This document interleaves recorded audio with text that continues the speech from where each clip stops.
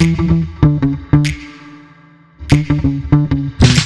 the show today, we have Dr. Randy Ross, and here is why he is awesome. He's a speaker, coach, and founder CEO. Now, I should clarify that's Chief Enthusiasm Officer for Remarkable Leadership Development Advisory Group, specializing in team development and organizational health. He's a best selling author of multiple books, including Relationomics. Got to get that right. It's a nice little collection of both really important words: Fireproof Happiness and Remarkable, Maximizing Results Through Value Creation.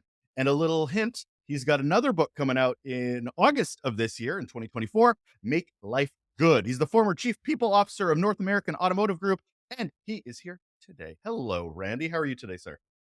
Man, that is a mouthful. That was quite an introduction, Russell. I appreciate that. But it is great to be with you and looking forward to our conversation today. I wish the commercials for Micro Machines used to be around. I think I would make a big dig for that gig, but I appreciate it. And I love getting into that and understanding a bit of your background. But I want to Yeah. personalize this a bit, Randy. I want to ask you the question I get to ask all of my guests, which is, what is your best or worst employee experience, sir? Okay. Great question. And for me personally, I had the opportunity to work with a large regional lending institution, specifically in the mortgage space here in the southeastern part of the United States.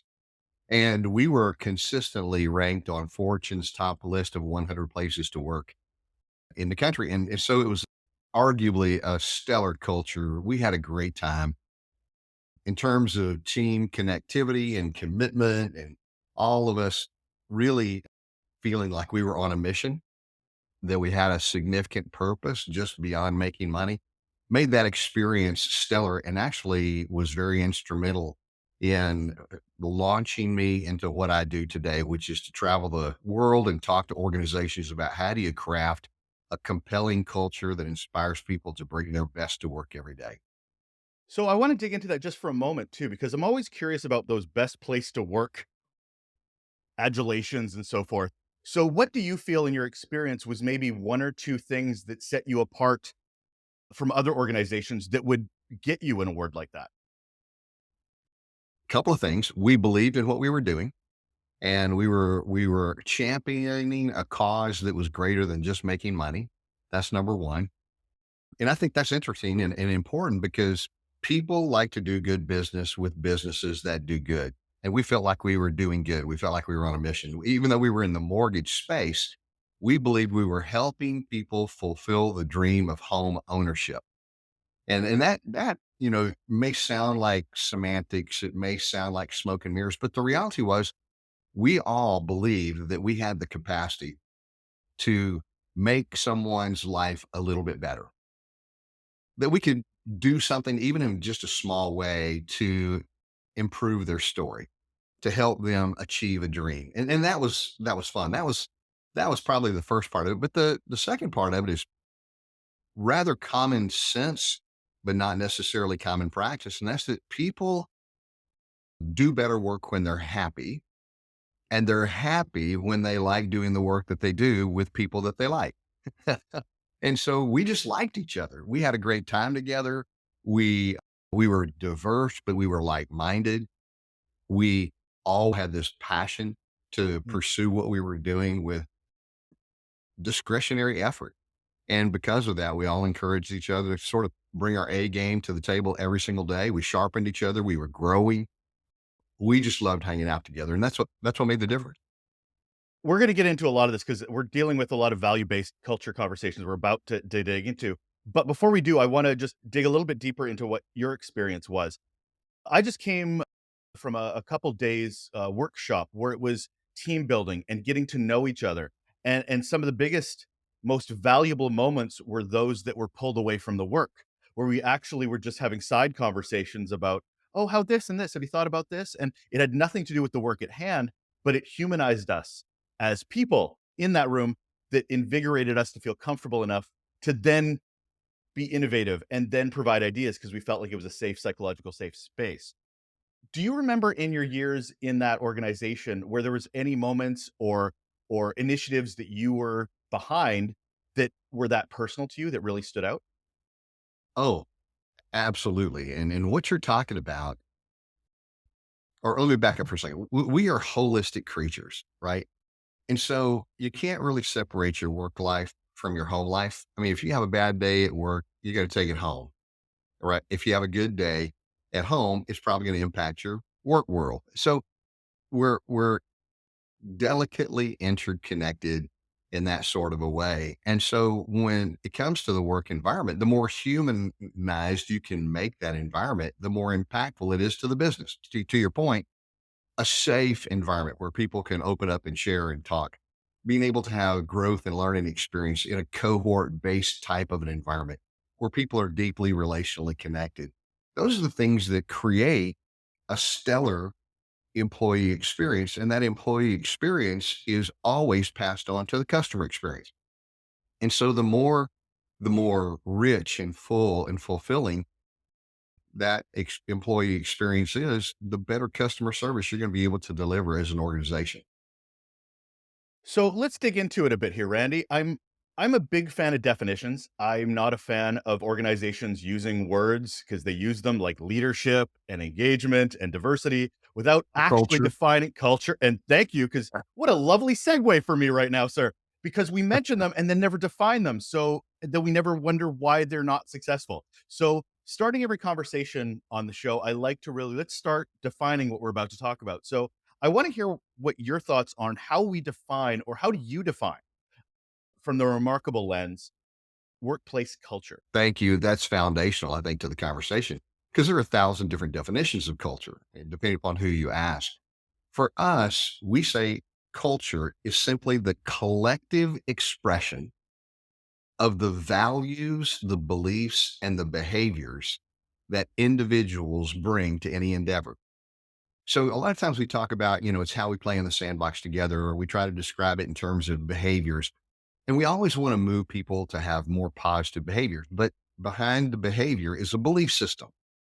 And if we don't effectively address the belief system, we're never going to be able to have a long lasting impact upon the behavior because the belief has to reinforce the behavior. And behind the beliefs are value constructs, you know, values that drive us. It's human motivational theory. And that's why I think axiology, we'll probably talk a little bit about Mhm. that field of study here in a little while, but axiology is the study of values, the study of value constructs, and the study of value creation. And so I think you've got to take it back to values. Do the values of the organization resonate with the individual? Do the values of the individuals enhance the corporate values? Is there synergy there? Do they complement each other? Because if it's just verbiage, if it's just rhetoric, it's not going to have long lasting impact. So that's the definition of culture. Now, a remarkable culture, as we define it in the book Remarkable, is a culture that has a trilogy of three characteristics. And here they are. It's a place where people believe the best in each other. They want the best for each other.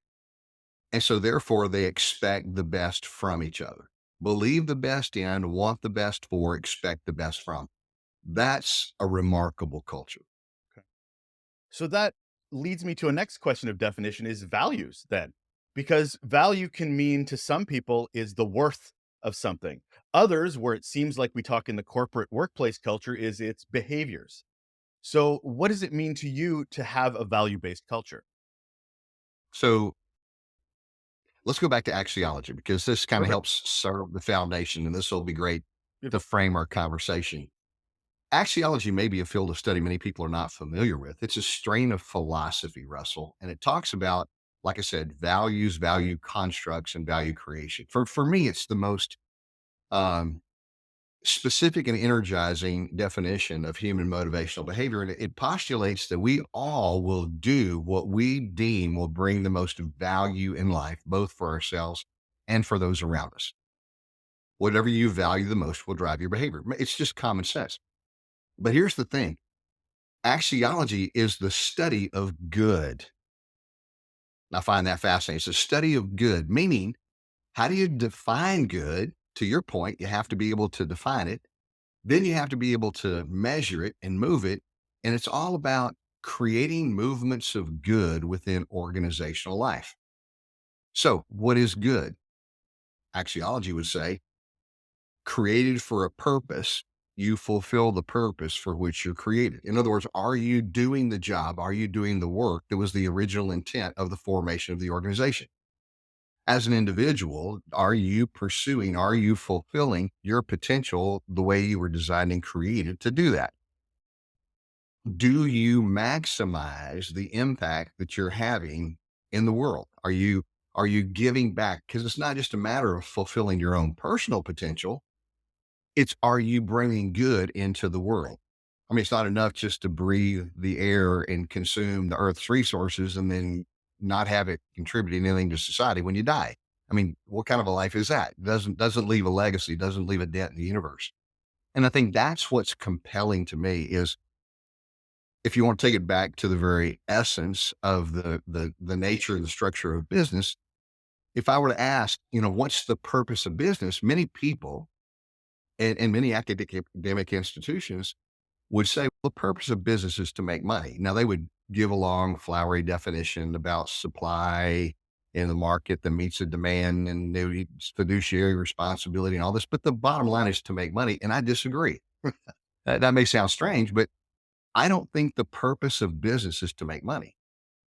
I think the purpose of business is to improve the human condition. The purpose of business is to do good, to create good, because I know that people like to do business with companies that do good. Mhm. They like to do business with businesses that do good. And the more good you do as a business, I can just tell you that people will gladly pay full price for those things that they deem bring true value or bring goodness to life. And so it's just a different way of defining and looking at the world, but it makes all the difference in the world. Absolutely, and I know a few people that when they're like, "So, what is success to you?" It's delivering a thing. It's making the money. It is which but you both and I agree that that is a result of the work, not the purpose of the work. But by saying language like that, what we're actually saying is the ends justify the means. Because however we get there, burnout, turnover, doesn't matter because that's not how we're measuring success. At the end, we're measuring success not about the health of the organization, but that we did a thing, we made a dollar. And I don't think enough organizations understand that to talk in that language devalues, to use the language you're talking about, the organization that they're trying to build, the health of the organization they're trying to build. So Exactly. that leads me into axiology, which breaks into two areas, which is ethics, which I feel like we're really talking about, and aesthetics, which I'm super curious about. Because so, can you tie that in to the employee retention that we're talking about? When you're talking about axiology, you're spot on. You are talking about ethics, which is the value, the moral foundation, but you're also talking about the aesthetics. So when you're talking about the ethics of it, is our basic constitution as an organization taking care of our people who then take care of our customers? Are we treating them right? Are we treating them fairly? Are we concerned about their growth and development? What's the ethos of the organization? What's the ethic behind it? But then you talk about the aesthetics, and that's that, hey, while we're doing what we're doing, are we leaving a positive wake in the world? Are we making the world a more beautiful place? Is the world better because we're here? That's all encompassed within good. So there is an ethical component. Are we doing what we're doing the right way? But then there's also a beauty component. Are we constructing and creating something of value in the world? And I think both of those components are very much baked in to the philosophy and the principles of axiology. So, with values, we talk about them obviously all the time. Organizations have them. They're really good about making posters and putting it on websites. Yes, we Individuals are. individuals do exercises. I think I've done about 10 separate exercises in my career already too. What are your values? How do you align if you're working for an organization, a value-centric organization, and your values might be different than what's on your personal poster than what's on the poster of the organization? First, you're right. A lot of times we talk about values and we go through value exercises, it's unfortunately oftentimes a lot of rhetoric. Now to be fair, it's okay to have aspirational values. In other words, things that you hold dear, that you're trying to attain, that you're striving to achieve. But we also have to have realistic values. Who are we currently? What really defines our behavior? And I think that's where we have to be very candid. We have to be honest and truthful with ourselves. I've seen a lot of organizations that you can walk into the lobby and you see the plaque of their values, but then you walk in the halls and they're not embodied at all. They may be out on the board, but they're not necessarily embraced and they're not embodied on a daily basis. It's kind of fun. I go into organizations all the time to consult and they go, let us tell you about our values. Let us tell you about our culture. I call a timeout and I go, wait a minute. I got a better idea. Let me walk your halls and talk to people for an hour, and I'll come back and tell you what your values are and what your culture is, because it's palpable in the life of the organization. If you ask the right questions and if you listen intently, you can discern pretty quickly what the value construct is, what's most important to them. And so I think that what's critical is that those values truly are defining the character and the behavior of the organization. Because if they don't, then people are going to begin to see, okay, this organization is disingenuous. It's not a high trust environment because we're putting up a veneer, but it's not what we're really doing. We're not really living those values out. And so therefore it's not impactful. So again, back to the importance of defining words, not only that, but defining values. What does this look like when we live it out on a daily basis?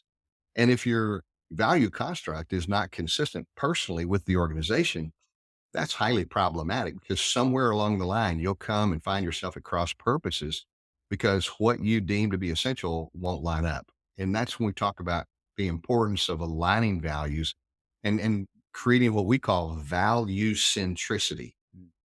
Value centricity, we unpack this in the book Remarkable, is when my values align with your values and the values of other team members and the values of the organization, we can literally create a circuit through which energy can flow to do good and light up the world. But if our values are not aligned, if we don't have value centricity, which is a word we made up, so don't go try to look it up. But if we don't have value centricity, if there's not an alignment of our values, then we will always be short circuited. What do you recommend to a leader that wants to close the gap between words said, values on a poster, on a website, versus actions taken? How do you operationalize to become a value centric, to use your great word, organization? There are a couple of things. First, I think there has to be healthy self reflection and self assessment. You have to be able to look deeply in the mirror and be honest with yourself. And I think that starts with healthy dialogue. Organizations have to learn how to create open loops of continuous feedback. And by that, what I mean is that if you can create the kind of culture and atmosphere where anybody in the life of the organization has not only the right, but the responsibility to address anybody else in the life of the organization at any time about any issue, and you're getting constant feedback so that people at all levels of the organization feel free, there's safety Mm. to bring their ideas, their thoughts, their responses to the table without judgment, in a safe environment where it can be evaluated, talked about, and then owned, then you're well on your way to creating an environment of open feedback. And groups that are able to do that, in my opinion, become self policing because they become self coaching and self correcting. Mm. And that in itself is powerful when you can create that level of trust and that level of transparency and that level of relational connectivity. The organization that I was a part of that I mentioned when we first started, one of the things that I look back on with fond memories is the fact that anybody could go to anybody else and have a conversation about anything, to affirm them, to coach them up, to correct them. There was this open attitude of, hey, I'm here to learn and grow. And if you can help me in the process, I'm all ears. And so we had each other's backs, but at the same time, we also did not allow anybody to bring anything less than their A game. So in instance, if I saw you, you were having a bad week, I'd come up and go, "Hey, Russell, man, I've been watching the last couple of days. You okay? Mm. Because hey, you were late to this meeting. You missed this deadline. I'm worried about you. Are you good? How can I help?" And it wasn't critical, but it was providing the resources necessary for everyone to excel because we wanted to see everyone succeed. Because we knew that basic principle that the fastest way to succeed yourself is to ensure that everyone around you succeeds. It gets back to the old Zig Ziglar saying, or if Zig, I don't even know he was actually the first one to bring that up, but it's so true, because all the good things we want in life are the byproduct of helping other people. I mean, if you think about it, I wrote a book during COVID called Fireproof Happiness. Mhm. Everybody wants to be happy, but very few people are ever able to achieve it because they think happiness is a goal that they can set and achieve. And you can't. A wise man by the name of John Templeton, he once said this. He said, "Happiness pursued eludes, but happiness given returns." And it's so true because I know for me personally, I'm the happiest as a husband when my wife is happy. I'm the happiest as a parent when my kids are happy. And I'm the happiest as a team leader when my teams are happy. And so therefore, it's not about me pursuing happiness, but me pursuing creating an environment in which everyone else can flourish. And when that happens, happiness ensues, it doesn't pursue. Love that. And I think that's a big part of that cultural mindset that we have to adopt. I'm gonna put on my detail focused leader and ask the question of, is there a best practices when it comes to understanding values of an organization? I say this with questions like, can I have too many values? Because I mean, you get these lists of like 100 Brene Brown values, and they're like, pick 10. Now pick five. Are these arbitrary numbers? Can you have 50 and operate as an organization? Are there wrong values? Are there better values to have in this? So, from your experience, am I just being too detail oriented? Should I be more organic? What are your thoughts on that? I don't think it should be artificial. I see some organizations work effectively with 10 values.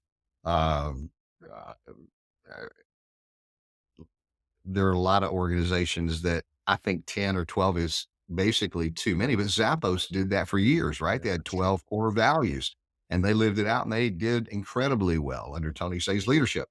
But there are other organizations, I think three is perfectly fine. I've seen some organization that it's one. The number doesn't matter. The issue is, do you embody them? Do you live them out? And when it comes to values, I think that there are practices that come out of our values, but it's more important the principles that underlie those values. And so there are certain principles of axiology that I think are absolutely essential to have in place. And then your practices grow out of your being. I always like to say that your doing flows from your being because it's who you are. You can do a lot of things, but not be the person that you represent. And it's more important to focus on the character. And if you just want to make it simple, culture is the character of the organization. And so it's more important to focus on who you're becoming, who you're being, rather than what you're doing, because that adds the substance and the impact to what you do. So whose job is this, Randy? Because I mean, there'll be workshops where executive will go, HR, can you go do a workshop and figure out what our values are? And then, yeah, we'll work from there. Or is it executives? Or is it the leader in every part of the organization? Is it from the ground up? Where is this value centricity resonating from? Yeah. Again, all these questions, Russell, are right on point, and the answer is it's everyone's responsibility. Everyone needs to understand the importance of culture and to be not only a champion of culture, but a keeper of that culture. We all have to have our hand on the helm of culture because how many people does it take to bring a team down, to spread dissension, to be disillusioned, to be disenchanted, to speak ill, to gossip at the water. It only takes one person to bring down the morale of any team dynamic. Organizations where the top tier embraces and embodies those values, that can cascade down much quickly throughout the life of the organization. And so many of the best organizations were founded by a stellar leader who grasped this principle. But the answer is everybody has to carry it and everybody has to cultivate that culture. But it can it be organic? Of course it can. You know, it can start from the bottom up and begin to impact an organization. But the reality is it has to permeate. If it doesn't permeate the organization, if everybody's not on the same page, then it becomes problematic. Consistency is always a big problem when it comes to these things because when organizations first start, values are lived, breathed because the founder's sitting right over there. And you're a team of 5, but then you get bigger and that executive gets further and further from the front line. How does that value centricity, how is it consistent? How can you what are something we can do to keep consistent in making sure we are walking down the path and continuing to walk down that path? When an organization is young, it is easier. It's easier to define, it's easier to live out those values. As an organization grows, it becomes more challenging, but nonetheless, even that much more essential to keep everybody on the same page. Because here's what happens oftentimes is you don't realize, but every single hire, every single new person you add to the team will either add to and improve the culture or detract from and diminish that culture that you're trying to create. In one way, Russell, I like to say it is that you're going to have a culture. Wherever people get together, you're going to have a culture. The question is, will that culture be by design or will it be by default? Will it be by design, meaning that you're giving it intentionality, thoughtful reflection, you're constantly trying to make it better? Or do you not pay attention to it? Do you get busy in the weeds of business? It's not a high priority. And then all of a sudden, one day you wake up and you've got a culture that you don't necessarily like. So is it by design or is it by default? Because culture is going to take place. You know, it's how people relate to one another. And so I think that making culture the priority of the leadership conversation. I mean, culture is not a plaque in the lobby. It's not an event. It's not a keynote. It's the daily conversation. Here's a great way to think about it, that people will grow into the conversations that we create around. Think about it. So people grow into the conversations that we create. So we talk about practically speaking, culture is an ongoing conversation. It's what are you talking about? What's on the front burner? What are you giving focus to? What are you giving your time to? And then from that, I think your practices begin to take shape. So do you have real time feedback through effective coaching conversations? Do you have cohort based learning experiences where people can get together and regularly talk about the principles and the products and the processes and all of the important people related issues? Do our people believe that we're on mission, that we have a purpose that's bigger than self and that we're having a positive impact in the world? Those are all practices that flow out of the commitment of being intentional about building the culture and keeping that conversation alive. That's how culture grows. You keep it alive through conversations. So let's go to hiring because perpetuating it through the organization is great, but we have to start with culture fit. We have to be hiring correctly. How does the study of values, axiology, how does those aspects, how can they be best implemented in hiring practices? Oh, I'm going to throw you a curveball here. Okay. Ooh, goody. The best organizations who understand culture, they don't recruit, they select. Because culture is one of the most attractive, powerful forces that you can establish as an organization. When you get the culture piece right, people will beat your doors down trying to get into your organization. Because there's so much toxic behavior, Russell, in so many corporate situations. And that's why there's no sense of loyalty anymore. That's why people are transitioning so frequently. That's why you have a revolving door in so many organizations because people haven't landed in a place where they enjoy. But when you create an atmosphere, when you create a compelling culture that's attractive to people, then you don't have to recruit. You just simply select. You select the best of the people who come to you and the best organizations that's experienced. But when people bemoan all the time, we can't get good help, we can't get good talent. While you're looking for good help and good talent, you really need to be focusing on developing the talent you have and crafting your culture in a different way by applying some of these principles so that you're attracting and retaining the right type talent. Does that make sense? Oh, absolutely does. I've always believed that the best promotion for your organization are your employees, because if they love where they work, they're not gonna stop talking about it. Right. Look at your You got it. glass doors, look at your Indeeds. That Yep. is a beautiful place for people to complain, but guess what it's also great for? For them to Yep. praise and sell and tell and recommend to their friends. It's that whole ENPS score they have for employee a net promoter score. Would you Right. recommend this place to your employees or your family? Exactly. Exactly. So when your people are raving about the experience that they're having, other people, that catches their attention in the marketplace. That's how you create loyalty. That's how you create raving fans. When people are, we say that remarkable, which thank you for mentioning that the third edition of the book is coming out. But remarkable is a powerful word because it means that you deliver a service or a product, or you live life in such a way that you exceed all expectations.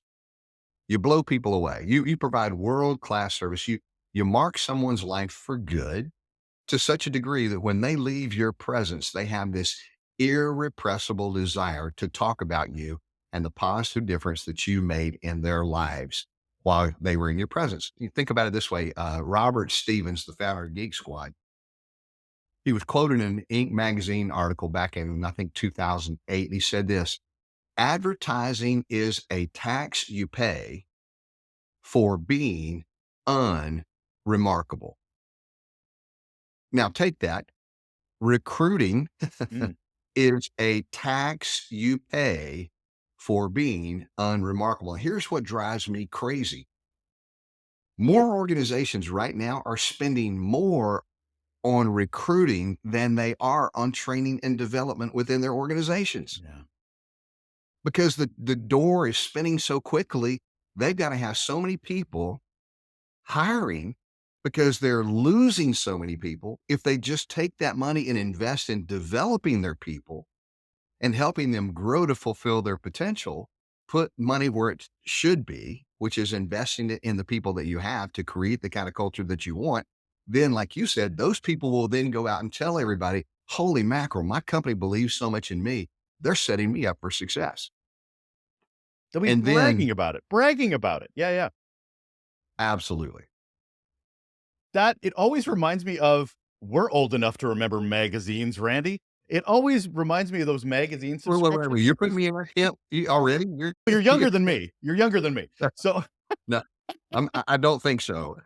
And you have much more hair than I have. So that's a telltale factor. those magazine subscriptions back in the 80s and 90s where they're like, for 60% less, you can subscribe today, but nothing for the people that already were subscribers. It was always Right. about the recruitment. It was always about getting new people in, but adding no value to the people that were already been loyal to them. And that is such an easy metaphor for the workplace. What are you doing for the people that already you should be caring about, not the people you don't even know and don't even have relationships with yet? Speaking of relationships, we talk about values, we talk about personal values, how the organization's values and the individual's values should align. But there are people within the organization that have a little bit more or a lot more influence, and that is the leadership within an organization. Their leadership values, ah, it might be different. They have more impact. What their values are has more of an impact on the organization than, say, some of the frontline workers might.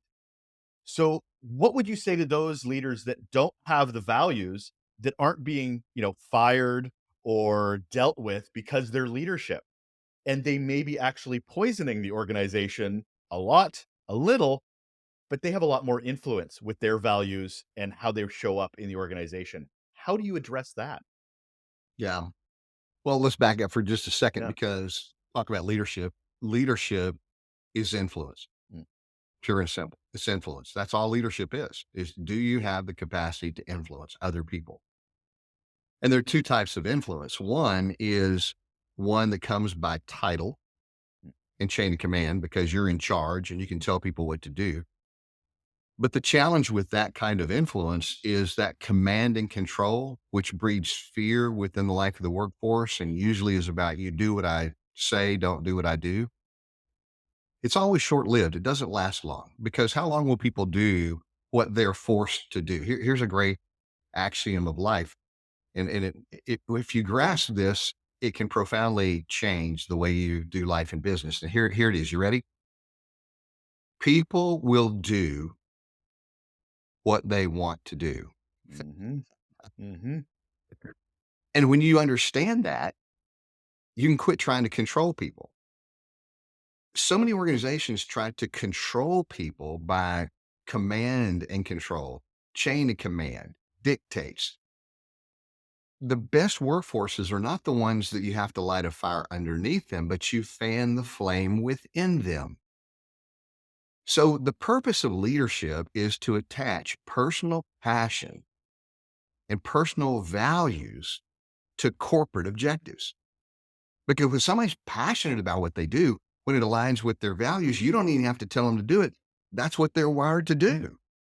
And so influence in its most impactful form is not motivating people to do what they don't want to do, but inspiring them to do what they're already wired to do.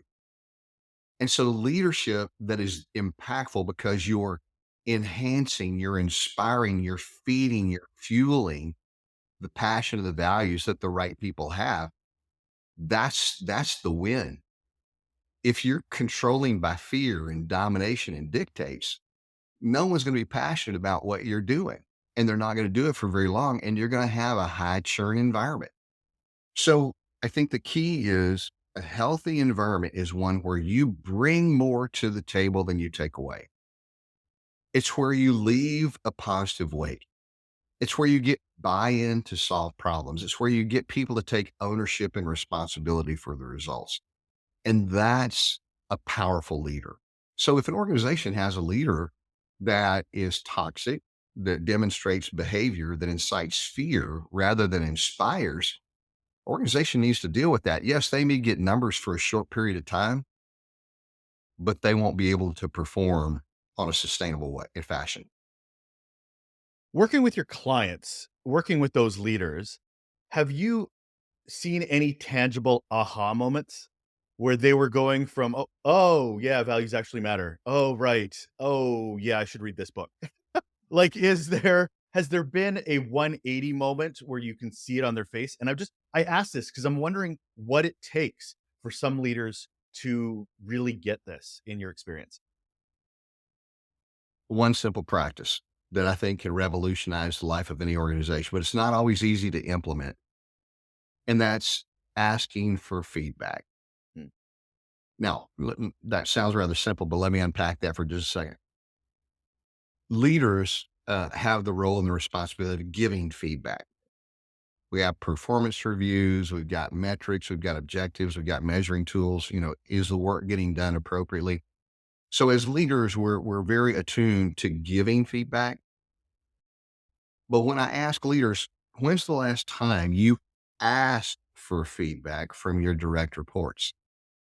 I get a lot of blank stares I know. because the higher you rise in the life of the organization, the less honest feedback you get from people because people, out of fear factor, out of respect, out of whatever it may happen to be, are less prone to offer their feedback in those areas where they see that you may have gaps. So here's everybody who's at upper levels of leadership understands what a 360-degree evaluation is. We've all been through those and we know what it is, but it's a very time consuming, very costly process.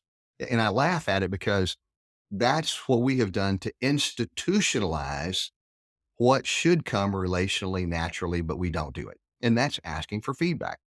So here's a great question. This is what I call the poor man's 360. Every single leader should ask everybody on their team this simple question. Hey, Russell, what is it like for you to be on the other side of me? How do you perceive me? How am I doing? Am I providing everything you need to be successful? Where can I grow? What do I need to do better? help me out. Since we believe the best in each other, we want the best for each other. I'm asking you, you know, draw the best out of me. Where can I improve? I know very few leaders that do that. Now, here's the funny thing. If you're not accustomed to asking that question and you ask your direct reports, the first time they're going to go, It's I don't, fine. I don't, I don't know how honest I can be Yeah. because will there be any punitive measures if I really tell you what I'm thinking? Yep. And so you can't ask it once. You got to ask it 5, 10, 15, 20 times until your workforce begins to understand he's serious. He wants to know. He's going to listen. And he may not take everything that we offer, but he's going to take some of the things we offer and he's going to apply it. And he's growing. He's honestly serious about wanting to be better. But it takes a long time. That comes back to the open loops of continuous feedback within the life of the organization. When you get to that point as a leader, if you can just get that one practice instilled and you're open to receive and you're responsive to the feedback that others offer you, they're much more likely to be open to your feedback when you offer it. But I don't see that very often in a lot of corporate circles because getting to the top is all about self promotion and self protection. I can't let anybody see my weaknesses. If I do, they'll think less of me. I can't ask for help. Back to Brene Brown, I can't be vulnerable, because that shows weakness. And none of that's true because the more authentic and the more transparent we are, the more trusted and trustworthy we become. And I'm not talking about airing your dirty laundry, but I do think it's a great practice, even in your marriage, in your parenting. I ask my wife regularly, hey, baby, how are we doing? What's it like to be married to me? Am I providing you everything you need? And Russell, I'm telling you, I'll be honest with you, that one question, what's it like to be on the other side of me, has saved my marriage. That one question has allowed me to be a better parent. That one question makes me a better leader because I'm open to hearing what others see that I don't see, to blind spots. We all have blind spots. And if we don't ask for the feedback to get insight into those areas, because let's be honest, sometimes leaders move so fast, they don't slow down long enough to smell their own exhaust, and they don't realize the negative wake that they're leaving in the world. And the best leaders are constantly trying to leave a positive wake in the world. And that really goes back to defining leadership, because if you're moving yourself up in the organization and it's all about getting a thing done and fixing somebody's problem, you're technically actually not a leader. However, you might be being rewarded for that behavior. So why should you change? So yeah, no, it's an absolutely important. I love that question to ask, considering the nature of my show is all about relationships. That is an amazing question to ask to gauge the level and safety of the particular relationship we're talking about. Even though romantic, I totally get it, but corporate, absolutely as well. I got to Well, wrap up. Sorry, go ahead, Randy. I was going to say, it's all about creating that movement of good, Yeah. right? Yeah. Are we leaving a positive wake in the world? Are we doing good, not just for our client, but for our workforce as well? We wrap it up with the same question every episode, Randy, which is, what's one simple action people can do right now to improve their relationships at work? First question of axiology. Do you bring more to the table than you take away? In every relationship and every experience and every customer interaction, do you bring more to the table than you take away? I think each and every day, I want to be more of a value creator for me and my teams and my customers and less of a value extractor. Oftentimes we go into endeavors, thinking about what's in this for me? What can I get out of this? How can I negotiate to be in a better position? I think what we need to be thinking about is how can we create more value for those around us? Going back to this whole idea of positivity, the best things we want in life are the result of creating value for other people. And if we really understand that and begin to apply that, it makes a huge difference. That is Dr. Randy Ross. He is a speaker, coach, and founder CEO of Remarkable, as well as he has the third edition of his book, Remarkable: Maximizing Results Through Value Creation, coming out this year. Thank you very much, Randy. Absolutely. Hey, and if you don't mind me throwing this in, we are the third edition of Remarkables coming out. We're excited about that. And I would encourage people to pre-order the book. Comes out in April. And I would encourage you to go to Barnes and Noble. There's a reason for that. It would help us out tremendously because we have a little deal going on with Barnes and Noble. But I'd encourage you to go to their website and look up Remarkable. I think Russell, you're going to put a QR code Yep, in show notes, absolutely. or if you just want to go to our website to drrandyross.com, there's a book page there, and you can be directed directly to Barnes and Noble to order your book there, and that would be great. I think you'll enjoy it. It's a fun narrative, and it unpacks the principles of axiology that we've talked about today. I'll have all the links in the show notes, for those listening. Go over there. All the links to all the things you need from Randy. Thank you so much, sir. Absolutely, great to be with you, Russell.